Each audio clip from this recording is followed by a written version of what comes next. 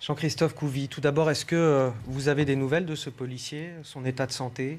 Bah écoutez, pour l'instant, j'en ai quelques-unes. On est toujours très prudent. Je sais que les deux, alors le collègue est brûlé effectivement au second degré, très, très sévèrement choqué. On espère que ça va pas être plus grave que ça. Et il y a deux autres collègues, pardon, qui ont perdu pour l'instant l'usage de leur tympan. On espère aussi que ça va être, que ça va pas durer et que c'est juste dans l'instant, quoi.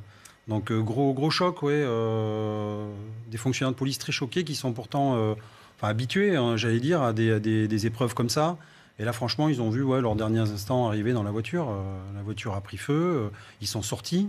Et ce qu'il faut savoir aussi, c'est qu'ils sont sortis, sauf que les individus sont venus les achever pratiquement. Donc ils ont dû se remettre dans la voiture qui était en feu et en fumée pour s'extraire. Voilà, c'est ça qui est grave en fait, c'est que ces personnes-là sont venues les achever, les finir au sol, entre guillemets. Voilà. Il y a une volonté très claire de porter atteinte à la vie de ces policiers. Vous savez, quand vous engagez comme ça pour venir sur un rodéo et que quand vous arrivez dans la cité et que derrière, ils l'ont vu, hein, ils ont vu dans les rétros que ça se refermait derrière eux, ils ont compris qu'ils étaient là dans un guet-apens et ils ont compris qu'ils allaient passer un sale quart d'heure. Donc ils ont voulu tout de suite s'extraire et partir. Puis voilà, il est arrivé ce qui est arrivé, tout était calculé. Et encore une fois, on a bien vu que ces individus étaient là pour en découdre et puis pour les tuer. Voilà, c'est même pas les blesser ou les impressionner, c'était vraiment les crever, quoi, les tuer. Voilà. Je reprends un peu le discours de mes collègues de terrain, quoi. Ils étaient combien, ces jeunes? C'est dans le cadre d'un rodéo urbain, c'est ça qui était... Alors au départ, c'était un rodéo urbain. Les collègues sont arrivés sur un appel sur rodéo urbain. Il y avait aussi, a priori, on nous parle peut-être d'un petit combat de boxe sauvage qui était à côté, parce qu'il faut bien s'occuper quand on ne sait pas quoi faire. Et puis voilà, et les collègues sont arrivés et il y avait une quarantaine d'individus. Donc forcément, un équipage de la BAC à 3 dans la voiture, une quarantaine d'individus, on ne fait pas le poids et on ne va pas au contact, on essaie juste de partir. Donc en plus, ces personnes-là ne leur ont même pas laissé la chance de vouloir partir. Bonneuil-sur-Marne et notamment ce quartier de Saint-Exupéry, c'est un lieu de criminalité ou pas nécessairement? C'est des lieux assez connus, mais en même temps, en région parisienne, quel lieu n'est plus connu dans la criminalité? Enfin voilà, je veux dire, moi j'ai habité à Champigny, à côté de Champigny.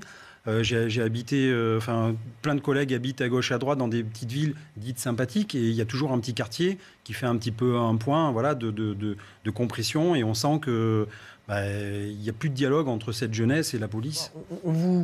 On vous promet des choses, on vous promet des moyens, on vous promet des policiers, on vous promet...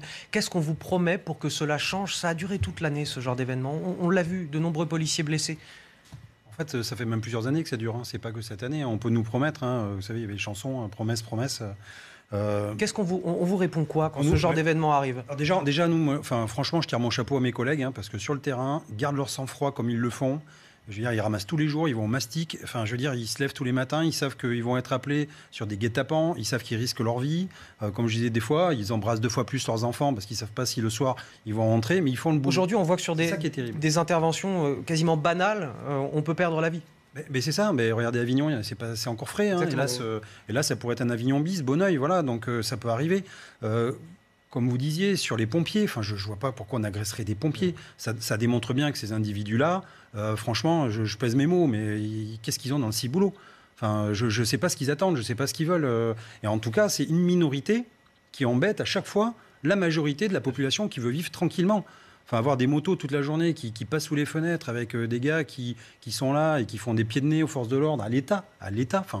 L'État se fait marcher dessus quand même à chaque fois. Après, on va en venir à la question des rodéos urbains. Ça, c'est encore quelque chose de particulier. Mais ce que je veux dire, et nous, la réponse, on est là et on nous dit, mais les policiers, ne lâchez pas, venez nous aider, faut surtout pas lâcher. Et nous, tous les matins, tous les jours, on vient et on essaie d'aider les gens. Mais à un moment donné, oui, il nous faut une aide, mais pas qu'une réponse policière.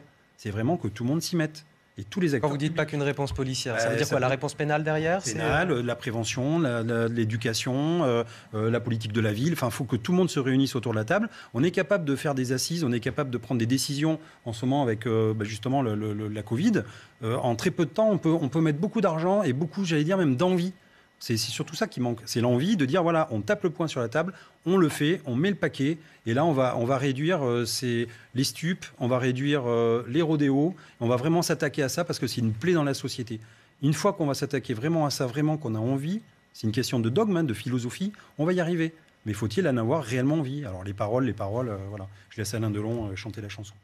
Le contribuable français se demande où va cet argent et comment il va vous aider à agir contre la délinquance? Alors, le ministre est venu l'autre jour nous faire ce petit cadeau, nous déclarer ce petit cadeau lors d'un congrès de notre syndicat, effectivement en disant voilà, je viens avec une bonne nouvelle, j'amène 1 milliard d'euros dans l'escarcelle. Forcément, on prend ça, comme vous le dites, on prend tout ce qu'on nous donne, il n'y a pas de souci. Comment on va le dépenser? Alors déjà, on nous dit on va dépenser donc des caméras. Alors très bien, c'est bien les caméras, au contraire, j'espère même que ça va nous aider nous aussi des fois à nous dédouaner de tous les mots qu'on nous accuse. Ça va être des véhicules, parce que franchement on a des véhicules, alors là on voit souvent des beaux véhicules maintenant, on les met en avant, mais on a aussi des vraies poubelles, je ne sais même pas comment ils font pour rouler.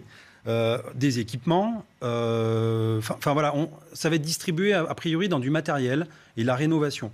Après... J'allais dire, on a essayé de faire un gros recrutement sur le dernier quinquennat. C'était une promesse aussi du président. On va voir à la fin du quinquennat, on fera un bilan sur le vrai recrutement. Parce qu'entre ceux qui partent à la retraite et ceux qui rentrent, des fois le delta est vraiment très très mince. Et c'est un peu une politique de la rustine. On verra à la fin du bal, on comptera les musiciens, comme on dit. Voilà. Et cet argent-là, on espère qu'on va l'utiliser, mais pas que pour faire de la parade dans les rues. C'est vraiment mettre le paquet là où il faut. Probablement ce que tous les Français espèrent, parce que c'est quand même une somme près d'1 milliard. Quoi. Oui, c'est énorme. Non, mais ça, on le reconnaît. Voilà, l'argent public, on ne le gagne pas comme ça. Mais voilà, en fait, c'est vraiment, j'allais dire, cet argent-là pour essayer de nous donner un peu plus de matériel et de nous rendre un peu plus modernes. Maintenant, on va voir vraiment si ça va nous servir. Mais je pense qu'il va falloir surtout s'attaquer vraiment sur la procédure, par exemple, à alléger les procédures. Enfin, c'est toutes les choses basiques du policier, du quotidien, de tous les jours, qu'il a réellement besoin. Et là, c'est pas que des milliards. C'est aussi des idées et de la volonté. Jean-Christophe Couvi, ce qui ressort des interventions de nos invités, c'est qu'il y a un climat de suspicion souvent à l'égard des policiers, dès lors qu'ils veulent agir ou se défendre. Ça, vous le ressentez au quotidien. C'est ce qui aussi vous empêche d'agir parfois. Je pensais notamment se défendre de manière légitime quand c'est nécessaire. Parfois, on y renonce pour ne pas avoir à subir la suspicion de la société tout entière et peut-être des procès aussi parfois. Et puis, ne serait-ce que pour les rodéos urbains, puisque la question se pose ici aussi, puisqu'il y a beaucoup de commissariats à qui on donne ordre de ne pas poursuivre les jeunes qui font ces rodéos urbains de peur de provoquer des accidents. Est-ce que là aussi, le fait que les policiers soient finalement un petit peu pieds et poings liés par rapport à cette délinquance fait qu'aujourd'hui, ces délinquants n'ont plus peur de la police? Quelques années, en fait, si vous voulez. Bon, je ne vais pas refaire toute l'histoire de politique et de la police, mais ça fait quelques années qu'on a perdu quand même le fil avec les citoyens, notamment dans les quartiers. Voilà, le président, M. Sarkozy, a mis fin à la police de proximité qui était chère. Alors certains disaient que c'était la police à papa. N'empêche que la police à papa, à l'époque, elle savait identifier où étaient les gêneurs, quelle famille avait des problèmes. Il savait aller les voir, avoir une vision paternaliste, dire toi, tu sais, attention. Je sais où tu habites, je sais ce que tu fais, je vais aller voir ton père, tu vas voir, etc. Ça, on l'a perdu. Et tout à l'heure, je discutais justement avec quelqu'un des collectivités territoriales. Je disais, mais justement, maintenant, c'est les polices municipales qui font ce job. C'est plus la police régalienne. Nous, la police d'État, je suis désolé, on est là et on doit avoir ce lien avec les citoyens. On l'a perdu. Donc, on essaie de le regagner, mais à quel prix? Et ça va être très, très long. Après, bien sûr que tous les jours, on parle de la légitime défense. Jeudi dernier, j'ai refait un tir de... C'est marrant d'ailleurs parce que donc on a droit à 3 tirs, on fait 3 tirs par an, justement les fonctionnaires de police pour se mettre à niveau. Donc dedans, on nous rebâche, entre guillemets, les cas de légitime défense. Et franchement, je me suis dit, mais c'est marrant, mais ça a bien évolué et maintenant, il faut avoir fait maths sup ou maths spé pour savoir dans quel cas je suis en légitime défense, je ne le suis plus, ou je dois faire mes ordres. Oui. 10 secondes de réaction. Voilà, de réaction, je dois dire pendant 2 fois stop, etc. Enfin, c'est vraiment... Karim Zeribi parlait justement d'un sang-froid exceptionnel dans ces cas-là. Les fonctionnaires de police sont tellement dans le flou artistique, du coup, ils sortent même plus leurs armes. Voilà. Sauf si vraiment, on a quelqu'un qui commet un attentat, on le voit, c'est bien délibéré, mais sinon, ils ne sortent pas. C'est comme les histoires de rodéo, les interventions sur les rodéos. Les rodéos, alors, c'est compliqué parce que dans les pays anglo-saxons, comme en Angleterre, par exemple, ils ont le droit d'aller bousculer la moto, par exemple, pour faire tomber la personne. C'est la méthode du pouce-pouce. Oui. C'est le pouce-pouce. Alors, il faut une sacrée maîtrise quand même de conduite, parce que, in fine, en France, si on fait ça, je peux vous dire que le policier, lui, il va se faire lyncher déjà par les médias, par les associations et par la justice. Oui, mais il y a même eu des cas où les policiers ne sont même pas intervenus, où le type qui était sur sa moto est tombé, mais il est tombé de lui-même. Alors c'est malheureux, il tombe, il se fait mal, mais c'est pas de notre faute. Et vous avez toujours quelqu'un qui a filmé la scène, évidemment, qui n'a filmé ni le début, ni le milieu, rien, qui filme juste la fin. Et donc, on balance ça sur Twitter essentiellement, et c'est publié des milliers de fois, etc. Et on dit... Les policiers ont fait tomber un gars qui s'est blessé parce qu'il s'est pris un poteau sur la tête. Voilà. Alors on essaie de prendre en charge un véhicule en fait. C'est-à-dire quand on a un véhicule qui part en rodéo, on le prend, on se met à distance et on essaie de donner en fait la direction qu'il prend, de décrire, soit pour essayer de monter un dispositif pour stopper en amont, quand dans une rue, essayer de faire un barrage pour essayer de le bloquer tranquillement sans qu'il tombe et de pouvoir interpeller la personne en flagrant délit. Mais on ne prend plus de risques parce qu'on sait très bien que derrière, de toute façon, on va passer le soir aux 20h et puis c'est fini notre carrière. Et encore, si c'est que la carrière, je veux dire, notre vie, des fois, bascule et c'est terminé, on n'est plus policier, on va pointer au chômage. Donc ça, on n'a pas envie de le vivre non plus. Vous me disiez tout à l'heure, parole. Ça fait quand même du bien d'avoir le ministre au chevet des policiers, au commissariat de Créteil, malgré tout. Bien sûr. Alors, s'il venait pas, on dirait « Ah, il n'est pas venu ». Il vient, on dit « Ah, il vient ». C'est pour ça que je vous pose la question. Voilà, donc oui, ça fait toujours bien de se savoir soutenu par son ministre. Ça, là-dessus, il y a rien à dire. Après, encore une fois, voilà, je veux dire, et demain. Demain, on va oublier, on va refaire des choses, et on va reprendre notre petit quotidien. Et la semaine prochaine, il y aura encore un fait divers avec un policier, peut-être même plus. Et le ministre sera sur place. Et le ministre sera encore sur place.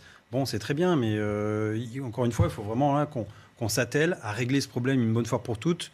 Vous savez, les rodéos, les motos, quand on les saisit, ça serait bien qu'on les compile et qu'on aille les montrer à ceux qui les ont montés, entre guillemets, ce qu'on en a fait, des trombones. Voilà.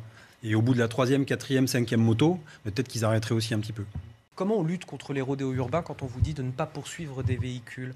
On nous a parlé, c'était Gérald Darmanin d'ailleurs, qui disait qu'il faut des moyens d'enquête, qu'il faut subtiliser les véhicules, les faire détruire, en tout cas les récupérer, interpeller les individus grâce aux caméras de surveillance, grâce à l'enquête, etc. Est-ce que ça c'est possible, c'est techniquement réalisable sur le terrain ? Lyon en a fait la démonstration il y a quelques semaines à grands coups de communication de la préfecture et de la ville de Lyon. Est-ce qu'on peut faire ça partout, sachant que ces rodéos urbains sont un fléau qui concerne quasiment toutes les banlieues de France ? Alors, la question est longue. Non, Comment on lutte contre les rodéos, pour simplifier ? Pour lutter contre les rodéos, alors effectivement, c'est ce qui est problématique. Encore une fois, je vous rejoins, c'est que derrière, en fait, il faut baser l'effort sur les victimes. Je trouve qu'en France, on ne met pas assez l'effort sur les victimes. Voilà, les victimes, quand on nous appelle même pour un rodéo, il y a une victime présumée, il y a des gens qui subissent des nuisances. Donc il faut du travail, j'allais dire, en amont. C'est-à-dire qu'il faut faire, c'est là où on pêche, parce qu'on n'a plus de remontée du terrain. Là où on avait la police à papa, je suis désolé de le redire, mais les anciens chez nous, ils n'ont rien inventé. Voilà, on veut tout moderniser, alors qu'en fait, la base, c'était d'être sur place et occuper le terrain. Et ils nous faisaient remonter les informations. Là, on pêche là-dessus. Donc on essaie déjà d'avoir des informations, ce qui est quand même très dur, parce que les gens ne vont pas forcément aller d'eux-mêmes dire « Tiens, je sais qui c'est », parce que derrière, forcément, on va se faire reconnaître, il va y avoir des représailles. Et donc c'est l'omerta dans les quartiers. Donc on essaie effectivement de recouper avec l'ADN, la police technique et scientifique, avec des vidéos, essayer de retracer un petit peu les individus, savoir d'où ils sortent, comment ils sont revenus, dans quelle cité, quel endroit, où est-ce qu'ils peuvent cacher les motos. Après, il faut aussi des autorisations pour aller fouiller des caves, ça se fait pas comme ça. Donc ça, c'est pareil. En amont, on pourrait travailler avec les collectivités territoriales et les bailleurs et avoir quelque part un espèce de totem où on dit on y va, on déclenche tel jour et on va faire le ménage dans les caves. Après, souvent, c'est aussi des mineurs. C'est compliqué aussi de lutter contre ça parce que la réponse pénale, elle est plus éducative sur des mineurs que réellement pénale.